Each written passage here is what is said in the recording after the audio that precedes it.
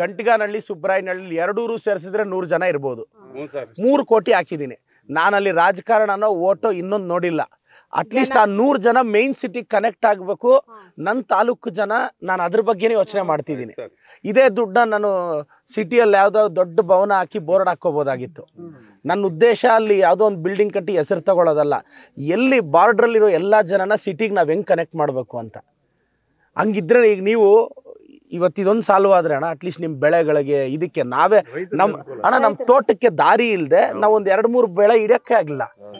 ತೋಟಗಳಿಗೆ ಹೋಗೋಕ್ಕೆ ಬರೋಕ್ಕೆ ಕಷ್ಟ ಆದರೆ ಬೆಳೆ ಇಡಲಿಲ್ಲ ಅಂದರೆ ಬಡವ್ರಿಗೆ ಅದು ಊಟಕ್ಕೂ ಕಷ್ಟ ಆಗುತ್ತೆ. ಅಲ್ಲ, ಇದು ಯಾವ್ದು ರಿಯಲ್ ಎಸ್ಟೇಟ್ ರೋಡ್ ಅಲ್ಲ ಸರ್.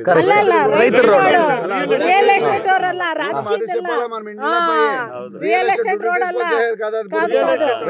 ರೈತರು ಬಡವರ ಕೆಲಸ ಇದು. ಬಡವರದ್ದು ಬಂದು ನಮ್ಮ ಶಾಸಕರು ಆ ಒಂದು ನುಡ್ದಂತೆ ನಡೆದಿರೋದು ಯಾರಾದ್ರೂ ಇದ್ರೆ ಅದು ನಮ್ಮ ಪ್ರದೀಪ್ ಈಶ್ವರ್ MLA ಸರ್ ಬಿಟ್ರೆ ಬೇರೆ ಇನ್ಯಾರು ಮಾಡಕ್ ಸಾಧ್ಯನೇ ಇಲ್ಲ. ಯಾಕೆ ಅಂದ್ರೆ